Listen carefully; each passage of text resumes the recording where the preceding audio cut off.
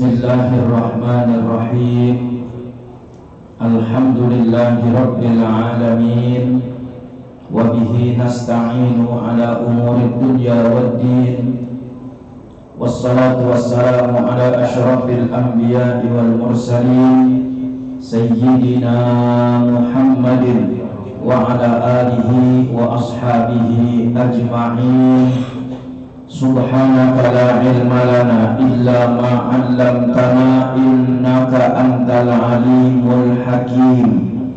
Wa tub 'alaina innaka antat tawwabur rahim. Rabbi shrah li sadri wa yassir li amri wahlul 'uqdatam min lisani yafqahu qawli.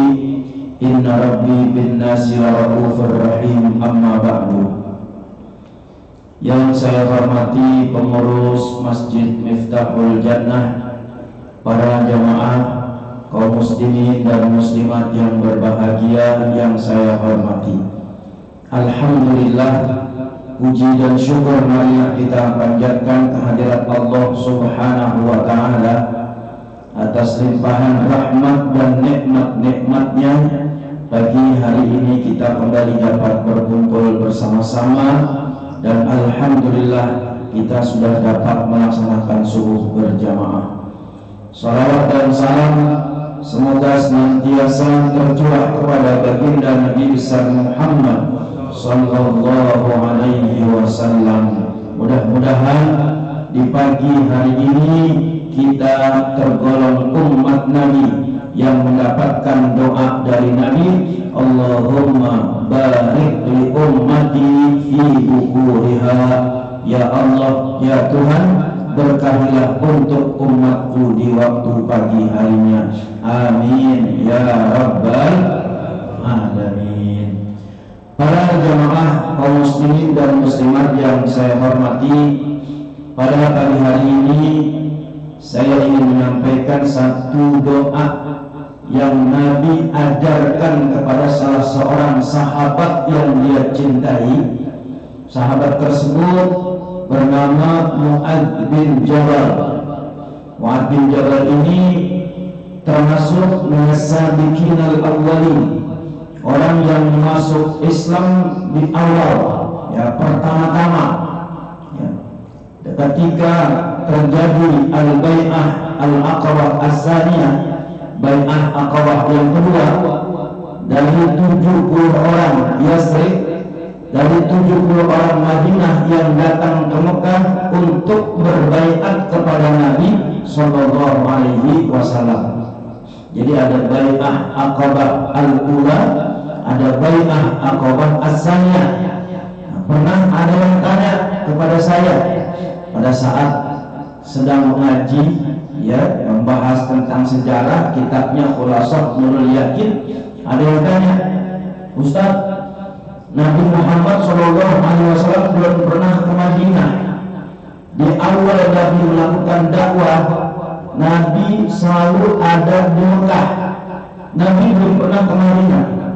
Tapi kenapa ketika Nabi SAW hijrah dari Mekah ke Madinah, orang-orang Madinah begitu serius, begitu antusias menyambut kedatangan Nabi Sallallahu Alaihi Wasallam.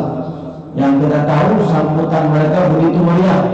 Apa syair yang mereka lantunkan untuk menyambut Nabi?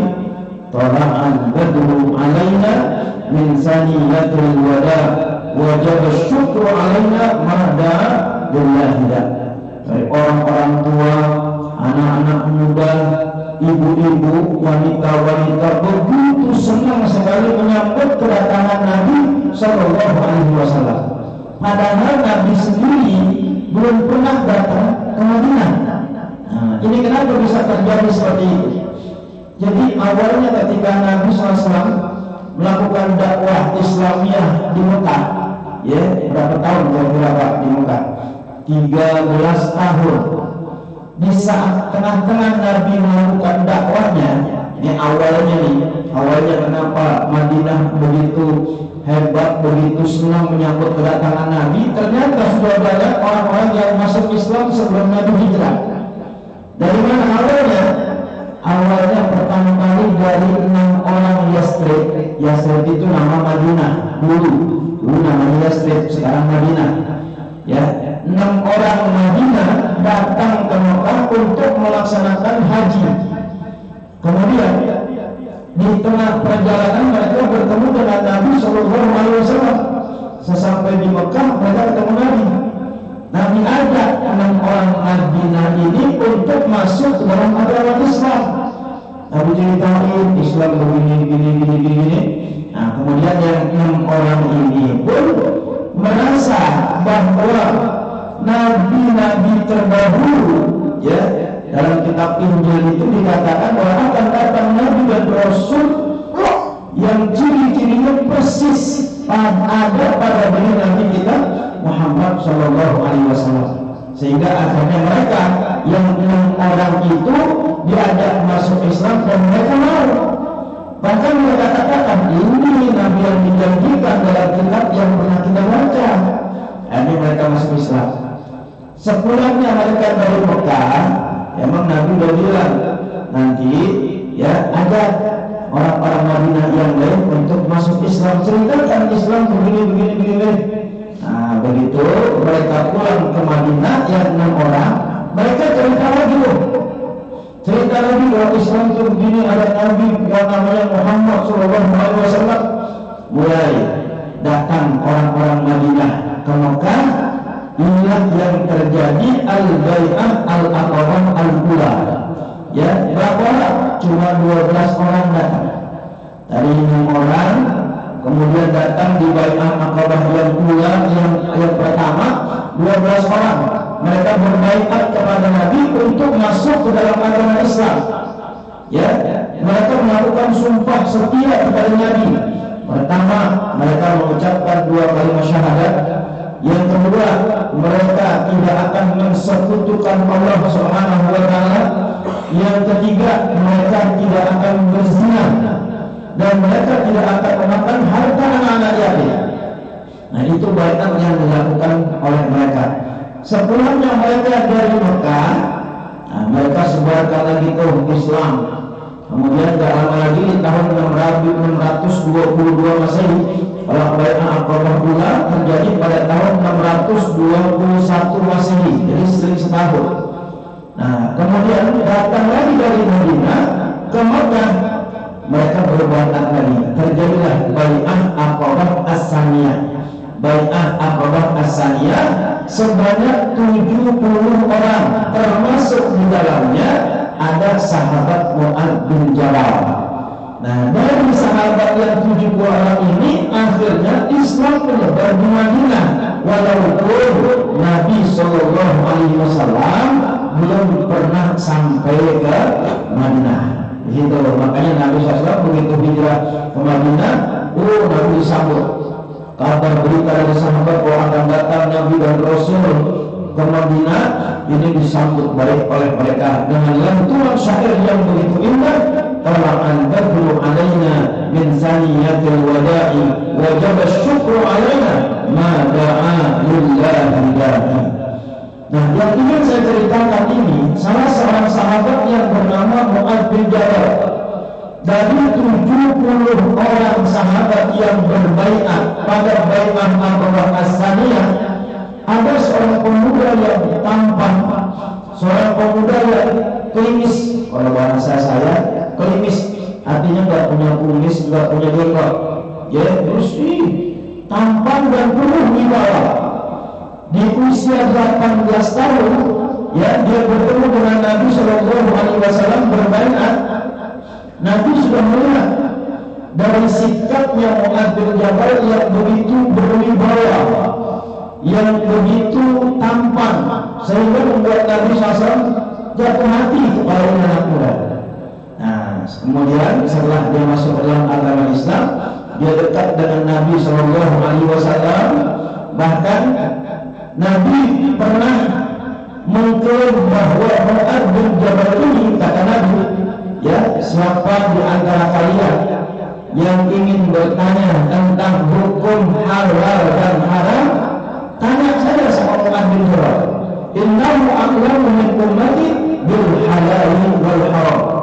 Sesungguhnya Mu'adz bin Jabal ini termasuk di antara umatku yang paling mengerti tentang hukum halal dan haram.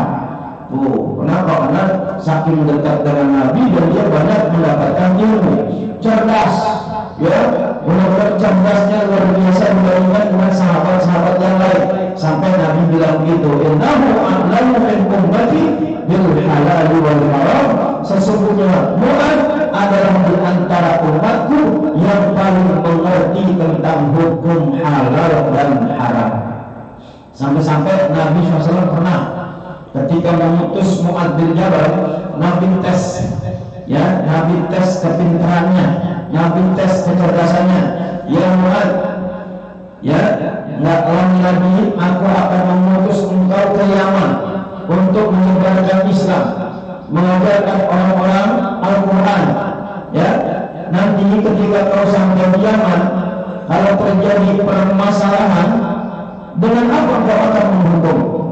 Mu'adz bin Jabal bilang, abdi bi kitabillah, aku akan menghukum dengan kitab Allah, yaitu Al-Quranul Karim. Kemudian Nabi berkata, fa'illam tajid, jika engkau tidak mendapatkan di Quran, dengan apa kau akan menghukum? Abdi bi sunnatika ya Rasulullah, aku akan menghukum dengan sunnahmu ya Rasulullah. Namun Nabi bertanya lagi, fa'illam tajid, diterima. Kalau tidak kau dapati di Quran dan di hadis sunnahku, apa yang kau lakukan? Aku akan memutuskan dengan pendapatku sendiri yang tidak bertentangan dengan Al-Quran dan hadis. Itu artinya di zaman Nabi, padahal Nabinya masih ada, sudah ada istilah ijtihad. Sudah ada istilah ijtihad. Artinya boleh kalau memang dia ahli dalam semua galanya. Ya, nah, saya nggak bicara masalah itu panjang nanti. Nah, saking Nabi cintanya kepada Mu'adz bin Jabal, Nabi bersabda dalam satu hadis, an Mu'adz bin Jabal radhiyallahu anhu qala, akhraja Rasulullah sallallahu alaihi wasallam bi yadayhi. Rasulullah memegang tanganku, kemudian Rasulullah bilang, wallahi ya Mu'adz, pakai sumpah, wallahi demi Allah ya Mu'adz, inni la uhibbuka, sesungguhnya aku sangat menyukai engkau wahai Mu'adz, wa inni uzika, dan aku berwasiat kepada engkau, alla tada'anna dubura kulli sholatin an taqula, aku minta kepada engkau, jangan pernah engkau tinggalkan doa ini setelah engkau melaksanakan sholat 5 waktu. Antakula, engkau berkata, Allahumma a'inni ala dzikrika wa syukrika wa husni ibadatik. Udah apa ya Pak? Ya, doa itu udah sering saya yakin imam-imam kita atau kita berdoa udah. Cuma sangatnya kemana ini? Nah, yang saya ingin ceritakan tadi itu sangatnya tadi sudah saya ceritakan kemana?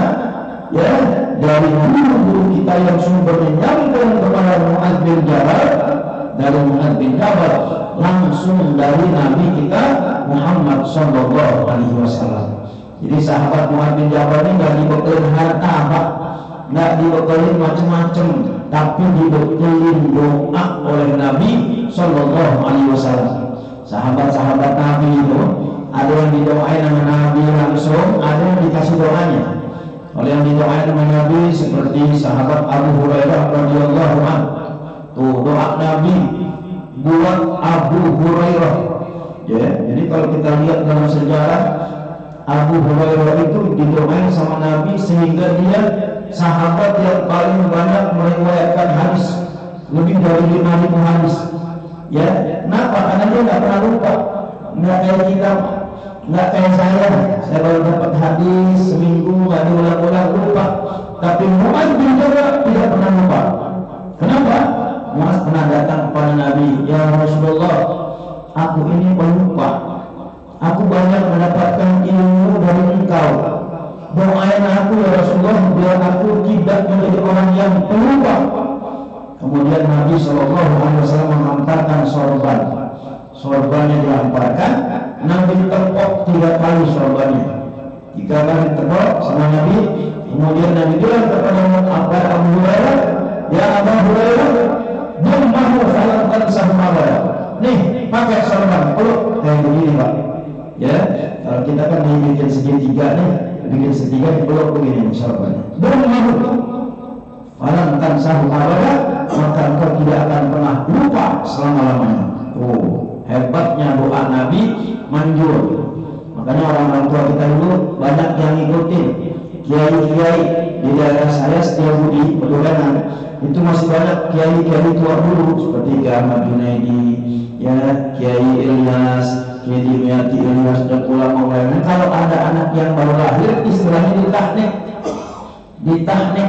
Ketika bikin akekah, itu anak ditahnik. Caranya gimana? Tahnik itu caranya makan korma. Kormanya diisep-isep, dipapak sama kiai, udah lembut. Nah, kemudian dimasukkan ke dalam mulut itu bayi. Kalau nggak pakai korma, pakai madu sambil didoain. Ya, itu doain. Dan alhamdulillah banyak anak-anak kita yang didoakan seperti itu, besarnya mereka menjadi ulama. Kenapa? Yang tahnik ulama. Kalau yang tahnik preman lain-lain lagi. Ceritanya lain-lain. Makanya jangan sembarangan minta doa sama kiai, minta doa sama orang yang ahli ibadah. Walaupun dia bukan kiai, bukan ustaz, tapi kalau dia kita lihat ahli ibadah dan ikhlas, minta doanya. Kenapa? Dia orang yang ikhlas itu tidak ada hijab antara dia dengan Allah Subhanahu wa Ta'ala. Oh ya, jadi kalau minta anak seperti itu panggil kiai. Kalau sekarang jarang kiai yang bisa begitu, apalagi zaman COVID kemarin. Ya, mau dicolek tadi udah nggak boleh. Yang ada juga nggak ngadain akikahan, nggak ngadain begituan. Kenapa? Ya, udah pakai masker semua. Kiainya pakai masker, jangan-jangan bayi itu juga maskerin juga kalau saking khawatir nanti tertular virusnya. Itu contoh sahabat Abu Hurairah. Ada lagi contoh sahabat yang didoakan oleh Nabi SAW seperti sahabat Anas bin Malik. Anas bin Malik, ada Anas bin Malik, ada Malik bin Anas. Kebalikannya, Anas bin Malik sahabat Nabi. Kalau Malik bin Anas, ya, Malik bin Anas ini diantara imam mazhab yang 4. Gurunya Imam Syafi'i, Malik bin Anas, pengarang kitab Muwatta Ibnu Malik. Nah, Anas bin Malik ini didoakan oleh Nabi. Di usia 10 tahun, ibunya bawa ke Nabi. Ya Rasulullah, karena dia janda, ya, nah, diserahkan ya Rasulullah, aku punya anak, aku serahkan kepada engkau, kau jadikan dia pembantu ya Rasulullah. Tapi sebelumnya doain dulu ya Rasulullah, doain. Didoain sama Nabi Pak. Ya Allahumma tawwil umrahu. Ya Allah, panjangkanlah umurnya. Wa aktsir amwalahu, banyakin hartanya. Wa awladahu, dan anaknya. Wa adkhilhul jannata, dan masukkanlah dia ke dalam surga. Ya Allah, enak banget ya. Minta kata Nabi doanya biar panjang umurnya tuh Anas bin Malik, hartanya banyak, anaknya banyak, kemudian masuk surga lagi. Udah enak banget itu. Ya, makanya banyak. Kaya dia. Dan Anas bin Malik ini keturunannya itu sampai 120. Coba 120 bilangin 1 Pak. Sampai 120 itu kan artinya banyak. Udah gitu masuk surga lagi. Maka di antara sahabat-sahabat Nabi yang meninggal belakangan, ya, karena umurnya panjang, ya sahabat Anas bin Malik. Nah, itu di antara sahabat-sahabat yang didoakan langsung oleh Nabi. Nah, kalau Mu'adz bin Jabal tidak didoain, tapi dikasih doa. Enakan mana Pak? Ya, enak kalau kita enakan yang matang ya Pak ya. Istilahnya, yang didoain aja. Cuma kalau makbul doanya. Ya, kalau nggak makbul juga yang kita ikhtiar. Kalau kita punya masalah kita doa sendiri, walaupun kita minta doain ya biar urusan saya selesai. Nah, kita doa dulu gitu. Kalau doanya habis manjur ya. Nah, kalau kita mau berdoalah. Dan ada waktu-waktu yang mustajab. Salah satunya doa bainal adzan wal iqamati la yu'ad. Doa yang dimohonkan di antara azan dan iqamah itu tidak akan ditolak oleh Allah Subhanahu wa taala. Maka tadi itu begitu selesai azan kita baca doa Allahumma rabb hadhihi da'watit tammah dan seterusnya, kita salat 5 waktu, isi saat-saat tersebut dengan doa. Ya, nah kembali ke doa yang Nabi ajarkan kepada sahabat Mu'adz bin Jabal. Hai Mu'adz, jangan kau tinggalkan doa ini setelah kau selesai salat 5 waktu. Allahumma, ya Allah, ya Tuhan, a'inni ala dzikrika, tolonglah aku untuk selalu ingat kepadamu, wa syukrika, dan selalu mensyukuri nikmat-Mu, ya, wa husni ibadatika, dan baik ibadahku kepadamu. Ini 3 permohonan. Makanya Mu'adz bin Jabal orang yang selalu ingat dan takut kepada Allah Subhanahu wa taala. Dari doa tersebut dia menjadi orang kaya, sehingga sahabat Umar bin Khattab dulu ketika menjadi khalifah, ya, heran melihat Mu'adz bin Jabal ini kok jadi kaya. Nah, kemudian pengen diproses, kekayaannya dari mana nih, mau diproses, mau diadili. Kata Mu'adz bin Jabal, pantas saya kaya karena saya halal, nggak ada sedikit pun bercampur dengan yang haram. Akhirnya Umar nggak jadi. Dan memang Umar bin Khattab ketika mempunyai masalah banyak bertanya dengan sahabat Mu'adz bin Jabal, karena Mu'adz bin Jabal tadi Nabi katakan a'lamu min ummati bil halal wal haram, dia adalah termasuk di antara umatku yang mengerti tentang hukum halal dan haram. Tuh, ya, makanya kekayaannya nggak perlu diambil, ya, nggak kayak kita, maka ada perbedaan. Ya, ada yang nanya, kemarin saya ceramah zuhur di wali kota, ya, ngebahas tentang zakat, infak, sedekah dan hadiah. Ada yang nanya, Ustaz, man farqu baina zakat wa gharbiyah? Nanya pakai bahasa Indonesia sih, ini gaya-gayaan saja ke bahasa Arab. Ya, apa bedanya zakat dengan pajak? Saya sambil wajib, sambil ketawa, ya. Kalau zakat tukhadu min aghniyah ila fuqara. Zakat itu diambil harta dari orang kaya diberikan kepada orang fakir, orang miskin. Tapi kalau pajak, minal fuqara ila aghniyah, diambil dari orang miskin buat orang kaya, buat beli Rubicon. Itu, udah nanya lagi, udah takut dia sebelum itu. Makanya hati-hati jangan melanggar pajak nih saudara. Ya, tukang selip-selipnya itu banyak nih. Itu pejabat-pejabat semua, ada wakil wali kota, semua yang kumpul. Dia nanyanya kayak gitu lagi, ya udah, kalau kita lagi rame-ramenya masalah itu, ya, kita nggak tahu itu, ya. Nah, jadi Mu'adz bin Jabal ini orang yang selalu ingat kepada Allah Subhanahu wa taala berkah doanya. Nah, makanya kita selalu berdoa itu. Kenapa? Biar kita ingat dimanapun saja kita berada, aina kunta, ya, di mana saja kita berada, kata Nabi, ingatlah kepada Allah Subhanahu wa taala. Kebaikan yang akan kau berikan kepada orang lain, yang kau lakukan, Allah akan lihat. Kejahatan yang kau lakukan kepada siapapun saja, walaupun tersembunyi, Allah pasti akan melihatnya. Ittaqillah haitsuma kunta wa atbi'is sayyi'atal hasanata tamhuha wa khaliqin nas bi khuluqin hasanin. Kata Nabi, ittaqillah haitsuma kunta, takutlah kamu kepada Allah di mana saja kamu berada.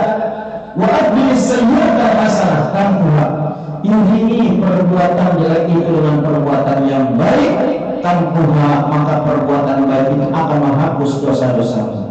Wa khaliqin nas bi khuluqin hasanin, bergaulah dengan manusia dengan akhlak yang baik. Biar kita ingat terus sama Allah, di mana aja kita ingat, ya, nggak ada orang atau banyak orang, tetap kita ingat ada Allah yang selalu melihat kita.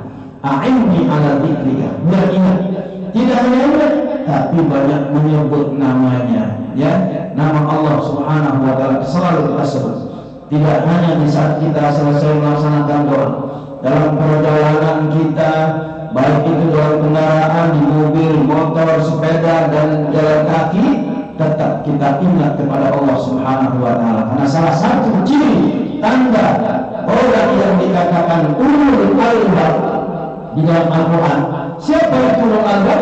Lidawil uqul, orang yang diberikan akal, diberikan pikiran. Nah, tandanya bagaimana? Yang pertama kata Allah Subhanahu wa taala, alladzina yadhkuruna Allaha qiyaman wa qu'udan wa 'ala junubihim.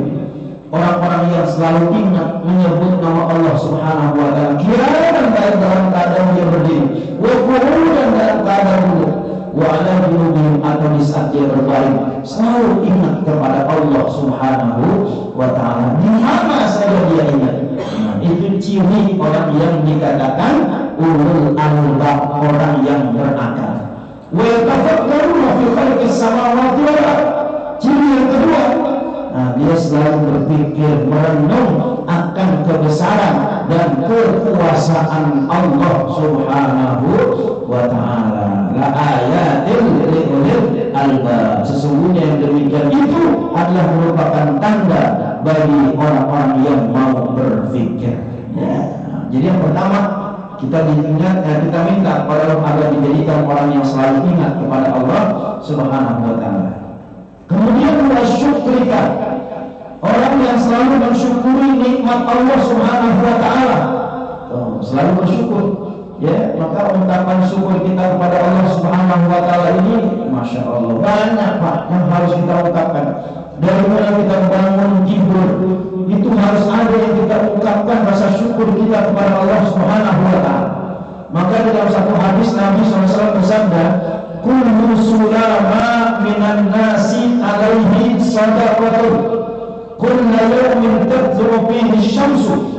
Setiap ruas jadi kita, setiap persendian kita, sulama itu arti bahasa, ya artinya itu adalah ruas-ruas atau persendian yang ada di tangan dan di kaki. Itu asal artinya. Kemudian Nabi SAW bersabda, innahu khuliqa min bani Adam ala salasatin wa sitti mi'ati mafsilin. Sesungguhnya setiap manusia anak Adam, ya yang kecil atau yang tua, itu diciptakan oleh Allah Subhanahu wa taala terdiri dari 360 persendian.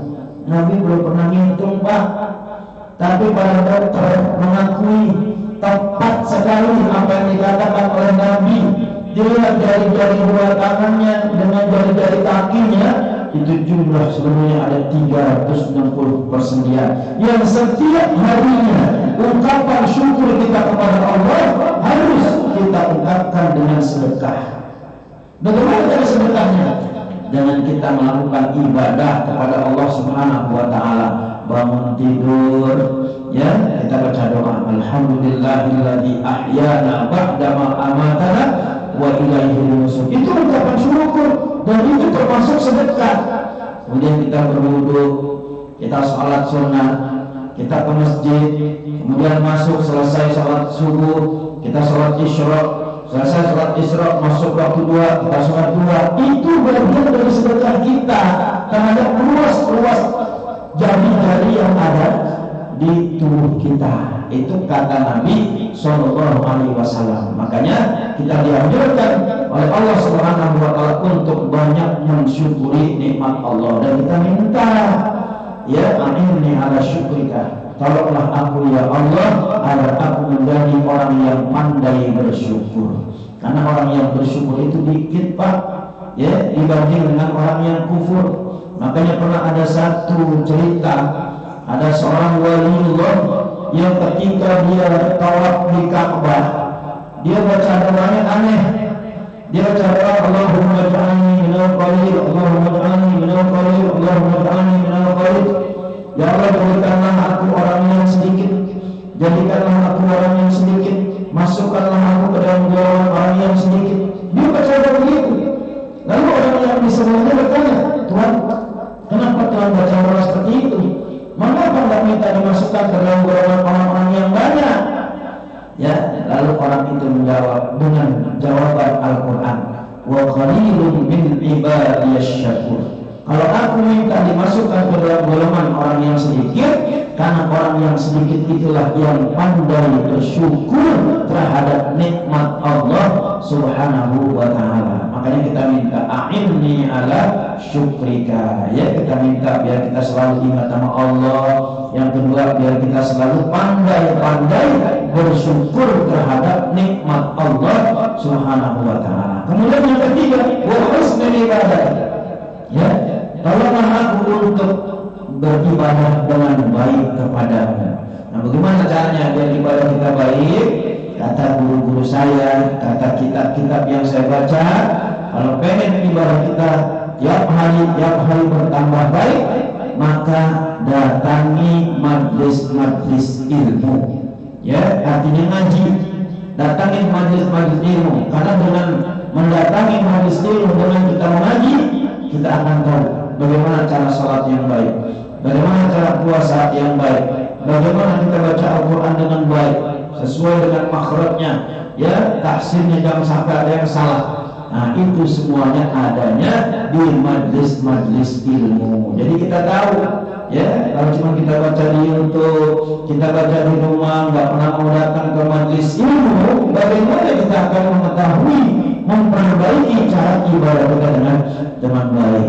Ya, kadang-kadang ada khilafiyah yang mungkin selama ini menjadi sering menjadi polemik, menjadi keributan buat kita. Kalau kita ngaji, kita nggak akan dapat kabar itu. Ya, kenapa ada orang dengan gaya seperti ini? Ya, kemudian sedekap begini. Ada juga orang yang nggak pakai begitu. Allahu Akbar, nggak pakai ngangkat tangan, langsung begini. Bahkan ada yang angkat tangan tapi nggak sedekap. Allahu Akbar, nggak pakai begini. Bahkan ada yang dua-duanya. Allahu Akbar, tuh nggak angkat tangan juga nggak sedekap. Kalau kita ngaji, tahu, oh itu mazhabnya ini, oh itu ini. Itu nggak bakal ribut. Kenapa? Karena itu sunnah. Yang rukun-rukunnya itu, pokok-pokoknya itu nggak beda. Yang beda di saat ibadah biasanya masalah cabang, furu'iyah. Jadi kita nggak berantem. Kenapa ini pakai kunut? Kok di sana nggak pakai kunut? Nggak bakal berantem kalau kita ngaji. Ini kadang-kadang baru ngaji satu tempat, ya, yang mungkin pakai kunut, ngajinya pakai kunut. Oh, nyalahin yang nggak pakai kunut. Yang nggak pakai kunut baru ngaji di situ. Melihat orang pakai kunut, oh, bid'ah, tukang nambahin. Tapi kalau kita ngajinya banyak sana kemari, insya Allah aman, Pak. Ya, orang Islam kan demennya begitu. Masalah-masalah furu'iyah diributin. Padahal kalau kita lihat imam-imam kita, Imam Maliki, Imam Syafi'i itu murid sama guru, nggak pernah berantem. Imam Maliki pakai kunut, Imam Syafi'i Imam Maliki nggak pakai kunut, Imam Syafi'i pakai kunut. Mereka nggak ikut. Masing-masing punya dasar. Bahkan masalah takdir saja, ya, antara Imam Maliki dengan Imam Syafi'i pernah berbeda. Tapi mereka nggak ikut. Ya, kata Imam Maliki, ya kalau udah rezeki nggak kemana, nggak usah kerja. Kata Imam Maliki, kalau udah rezeki nggak kemana-mana, nggak usah kerja juga rezeki datang. Kata Imam Maliki. Tapi kata Imam Syafi'i, nggak bisa orang dulu. Rezeki harus kita cari, harus kita ikhtiarkan. Ya udah, itu kan menurut kita. Udah selesai mereka ngobrol berdua. Imam Syafi'i jalan pulang. Begitu pulang, di tengah jalan ada orang yang bawa barang-barang dagangan jatuh. Ditolongin sama Imam Syafi'i. Tuh, ditolongin. Begitu ditolongin, udah selesai, diupahin. Upahnya dikasih buah anggur. Nih, karena kamu udah nolongin saya, kamu bantuin saya, kerja buat saya, nih, saya kasih buah anggur buat kamu. Wow. Begitu dikasih buah anggur, dia ingat sama gurunya di kemarin. Ingat sama gurunya. Oh iya, saya ingat, saya kalau punya apa-apa, saya punya guru, datang ke gurunya. Ya, tuan guru, nih, saya bawa rezeki buat tuan guru. Tuh, kan gua kan gak kerja, dapat rezeki. Ya, dari mana? Tadi saya bantuin orang tuan guru. Lu kerja, gua gak kerja. Itu khilafiyah yang akal dua-duanya. Nah, pada libur, kita benernya lumpur benar, yang itu tinggalin. Ya, saatnya kita umat Islam bersatu, tidak mempermasalahkan masalah khilafiyah. Ya, jadi itu doa yang Nabi ajarkan kepada sahabat Mu'adz bin Jabal. Ya, nah dapat kita amalin tuh. Ya, imam baca Allahumma a'inna ala dzikrika wa syukrika wa husni ibadatik. Kalau jadi imam nanti baca jangan a'inni. Kalau a'inni buat diri sendiri, jangan diaminin. Itu namanya imam pelit. Ya, doanya buat sendiri. Ya Allah, jadikanlah apa? Tolonglah aku. Oh, kalau pakai a'inna, tolonglah kami, baru aminin. Dan orang baca doa Rabbighfirli wa liwalidayya warhamhuma. Kalau sendiri iya. Tapi kalau rame-rame, kalau jadi imam, baca begitu jangan diaminin. Itu namanya imam pelit. Ya, imam pelit. Jadi harus jawab Rabbana ighfir lana wa liwalidina. Emang boleh? Karena itu ayat Quran. Kita dalam hal itu bukan baca Quran. Dalam hal itu kita berdoa kepada Allah Subhanahu wa ta'ala. Kalau baca Quran ya nggak boleh berdoa. Tapi dalam hal itu kita bukan sedang membaca Quran, kita sedang membaca doa. Makanya diperbolehkan dirubah dalam bentuk jamak, bentuk orang banyak. Ya, nah demikian yang dapat saya sampaikan. Mudah-mudahan sedikit bermanfaat buat saya dan buat kita semua.